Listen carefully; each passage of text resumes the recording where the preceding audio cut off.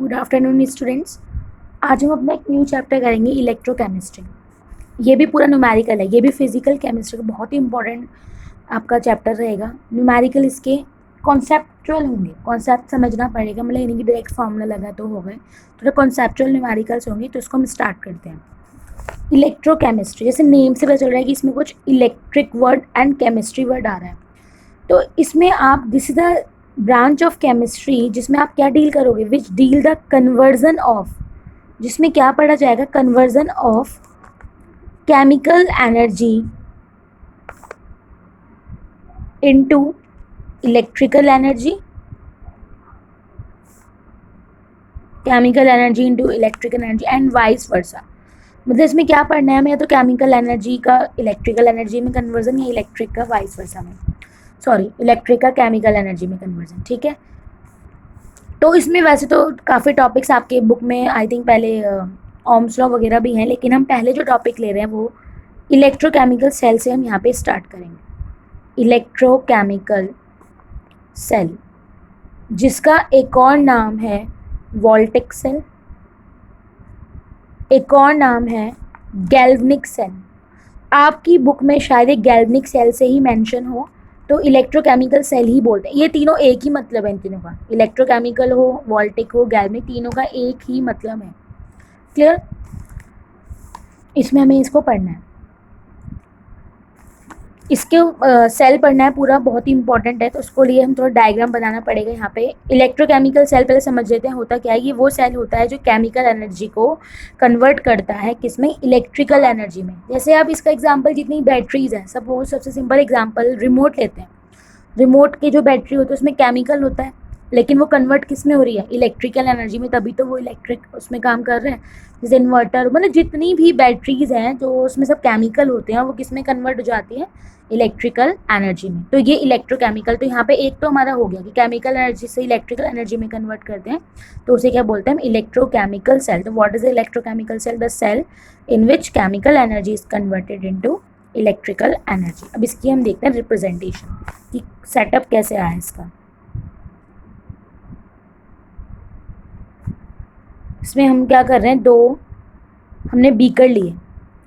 एक बीकर में हमने यहाँ पे जो सॉल्यूशन डाला वो डाला हमने जिंक सल्फेट, ठीक है। और यहाँ पे जो हमने सॉल्यूशन लिया वो हमने लिया कॉपर सल्फेट। बहुत ध्यान से समझना इसको, zinc sulphate and copper sulphate, ठीक है। अब यहाँ पे जिंक की रॉड, यहाँ पे कॉपर की रॉड, इतनी बातें भी क्लियर। यहाँ पे इसको कनेक्ट कर दिया एक एमीटर से जो करंट मेजर करेगा, ठीक है। यहाँ पे जिंक सल्फेट, यहाँ पे कॉपर सल्फेट, यहाँ पे जिंक की रॉड, यहाँ पे कॉपर की रॉड। अब देखिए क्या होगा, सॉल्यूशन है ये जिंक सल्फेट का, तो यहाँ पे क्या होंगे, जिंक आयन होंगे और सल्फेट आयन होंगे, ठीक है। यहाँ पे कॉपर के होंगे और सल्फेट के होंगे, ठीक है। अब ये क्या होगा, जिंक रॉड, ये जिंक रिड्यूस होगा, जितना भी इसमें जिंक है ये थोड़ा गलना स्टार्ट होता है और ये सॉल्यूशन में आना स्टार्ट होता है। तो यहाँ पे जिंक है तो ये किस फॉर्म में आ रहा है, जिंक प्लस की फॉर्म में। सॉल्यूशन में आएगा तो जिंक 2 में ही आएगा। तो मतलब ये जिंक से किस में बन रहा है, ये जिंक 2 में बन रहा है। इसका मतलब ये इसका ऑक्सीडेशन हो रहा है, क्योंकि ऑक्सीडेशन क्या होता है, इलेक्ट्रॉन का लॉस होना। तो पहले जिंक था, अब 2 इलेक्ट्रॉन से लॉस करके यहाँ पे आ रहा है, तो ये क्या हो गया, ऑक्सीडेशन। या फिर आप इसको वैसे भी समझ सकते हैं ऑक्सीडेशन को, आपने ऑक्सीडेशन नंबर की एक और डेफिनेशन में जिसमें ऑक्सीडेशन नंबर इंक्रीज हो जाता है, यहाँ पे 0 है, यहाँ पे 2, तब भी ऑक्सीडेशन है। तो यहाँ पे आप देखो ये जिंक रिड्यूस हो गए, जिंक 2 में आ गए, तो यहाँ पे क्या हो गए, इलेक्ट्रॉन्स हो गए। आज समझिए इसको, इलेक्ट्रॉन्स हो गए। अब ये इलेक्ट्रॉन्स ट्रैवल करना स्टार्ट करेंगे, ये जाएंगे इधर, इधर जा रहे हैं। अच्छा, ऐसी कंडीशन यहाँ पे है कि कॉपर आयन हो रखे यहाँ पे, लेकिन ये कॉपर है प्लस का, ये इसको देख के क्या करेगा, ये इलेक्ट्रॉन पे अट्रैक्ट हो जाएगा। तो ये कहाँ जाके, ये रोड पे जाके स्टिक हो जाएगा। समझा आपने, ये तो जिंक था, ये जिंक से सॉल्यूशन आयन बन गया, कॉपर आयन बने हुए थे, इन्होंने इलेक्ट्रॉन गेन किया और ये क्या बन गया, कॉपर। समझिए दोबारा, ये जिंक रॉड थी, ये सॉल्यूशन में आ गए तो जिंक आयन बन गया, लेकिन जैसे यहाँ पे इलेक्ट्रॉन गए तो जो सॉल्यूशन के जो कॉपर आयन थे वो उसको देख के अट्रैक्ट हो गए, तो ये प्लस है, ये इलेक्ट्रॉन पे नेगेटिव है तो अट्रैक्ट होंगे, तो कॉपर से ही इलेक्ट्रॉन को मिल जाएंगे, जो 2 का मतलब क्या, प्लस का, कमी है इलेक्ट्रॉन की। पर जब यहाँ से इलेक्ट्रॉन लेंगे तो उनकी कमी पूरी हो जाएगी, तो वापस क्या बन जाएंगे, कॉपर, या आप कह सकते हो कॉपर रॉड पे स्टिक हो जाएंगे। तो ये था, इसको हम बोलेंगे रिडक्शन। क्लियर है इतनी चीज़ें? अब कुछ बातें ध्यान दीजिए। सेल के हमेशा लेफ्ट साइड पर हमेशा ऑक्सीडेशन होगा, और राइट साइड पर रिडक्शन। इनको हाफ सेल्स बोला जाता है। हाफ सेल्स मतलब कि जैसे इसमें हमने इलेक्ट्रोकेमिकल सेल के लिए 2 अलग अलग असेंबलीज ली हैं, 2 इलेक्ट्रोड्स लिए हैं, तो दोनों इलेक्ट्रोड की जो अलग अलग रिएक्शन है उसे हम हाफ सेल बोलेंगे। तो जिंक की हाफ सेल और ये कॉपर, तो यहाँ पे ऑक्सीडेशन हाफ सेल और ये रिडक्शन हाफ सेल। इसमें इलेक्ट्रॉन से इलेक्ट्रॉन्स है, तो ये नेगेटिव इलेक्ट्रोड है आपकी। कौन सी इलेक्ट्रोड है ये? Negative electrode. अब वैसे तो ये न्यूट्रल है क्योंकि इलेक्ट्रॉन है पॉजिटिव आगे, लेकिन इससे कंपैरिजन में ये पॉजिटिव इलेक्ट्रोड है। कौन सी है? पॉजिटिव। तो यहाँ पे इसको हम लिख सकते हैं नेगेटिव इलेक्ट्रोड, और ये क्या हो गई? Positive electrode. ठीक है, अब ये नेगेटिव है, इसको यहाँ पे एनोड बोलेंगे। आप कहोगे कैथोड को नेगेटिव बोलते हैं, केमिस्ट्री की बात नहीं, यहाँ पे इलेक्ट्रोकेमिकल की बात है। इलेक्ट्रोकेमिकल सेल में हमेशा नेगेटिव वाला एनोड होता है और पॉजिटिव वाला होगा कैथोड। वो है इलेक्ट्रोलिसिस, जिसमें ये अपोजिट होते हैं। तो ये क्या हो गया? एनोडिक हाफ सेल बोल सकते हैं इसको,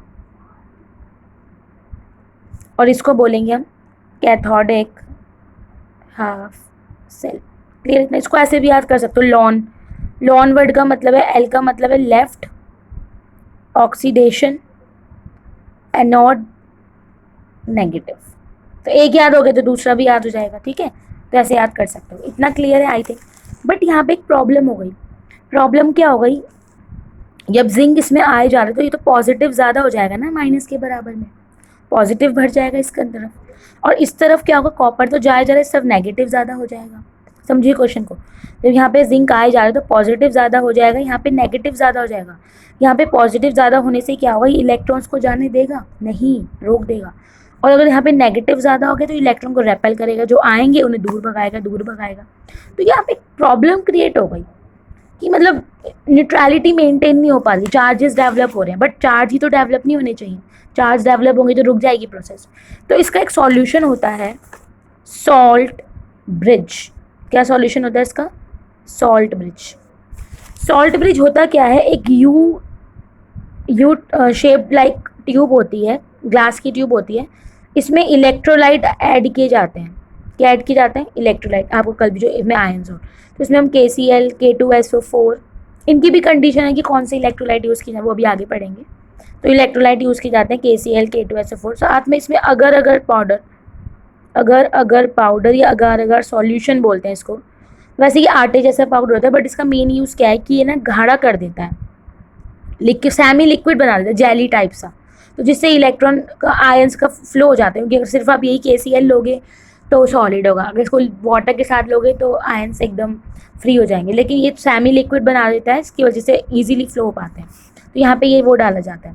अब देखिए सपोज आपने KCl डाला तो प्रॉब्लम सॉल्व करेगा कैसे? तो Cl नेगेटिव है, तो ये जो नेगेटिव है आप यहाँ पे बना देते हैं। हम यहाँ पे इसको ये लगा डाला जाता है। ये देखिए ये सॉल्ट ब्रिज हो गया। ठीक है, अभी ढंग से नहीं बन रहा है, वो मैं डायग्राम सेंड कर दूँगी, अभी समझिए बस। Cl क्लोरीन, यहाँ पे पॉजिटिव ज़्यादा थे तो यहाँ पे Cl जाएगा, यहाँ पे K ज़्यादा थे तो यहाँ पे, तो मेंटेन हो गई। तो फंक्शंस क्या है सॉल्ट ब्रिज का? किया क्या है इसने एक फर्स्ट काम क्या किया है? इसने मेंटेन किया है, इट मेंटेन इलेक्ट्रिकल न्यूट्रलिटी। इसने इलेक्ट्रिकल न्यूट्रलिटी मेंटेन की है।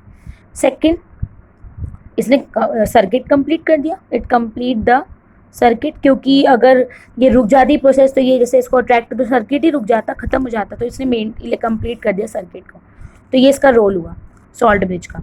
अब इनर्ट का मतलब क्या है कि यहाँ पे जो बोलते हैं कि इलेक्ट्रोलाइट जो है वो इनर्ट होना चाहिए। कंडीशंस क्या है इसकी? इनर्ट का मतलब होता है कि रिएक्ट ना करे किसी से भी। और लेकिन आप कहोगे कि Cl2 Zn से रिएक्ट कर देगा और ZnCl2 बन जाएगा। हाँ बन जाएगा, बट ZnCl2 हाईली सॉल्यूबल भी तो होता है, वापस वो घुल जाएगा। प्रॉब्लम ये है कि प्रेसिपिटेट नहीं बनने चाहिए, अगर प्रेसिपिटेट बन गए तो प्रॉब्लम आएगी। जैसे अगर आप यहाँ पे Ag की इलेक्ट्रोड होगी तो ये AgCl बना देगा और आपको पता है वो वाइट प्रेसिपिटेट देता है, तो यहाँ पे ये सही नहीं रहेगा इलेक्ट्रोलाइट। तो इनर्ट का मतलब क्या, रिएक्ट ना करे किसी से, ठीक है। एक और है इसकी कि मोबिलिटी ऑफ आयंस, मूवमेंट अच्छी होनी चाहिए, मोबिलिटी अच्छी होनी चाहिए आयंस की जो आप ले रहे हो, मतलब अच्छे से मूव कर जाए। तो ये पूरा था इलेक्ट्रोकेमिकल सेल। आई होप आपको क्लियर हो गया होगा, ठीक है। दोबारा देखिए वीडियो, नहीं क्लियर हुआ है और अब भी नहीं क्लियर होगा तो पूछ लीजिए।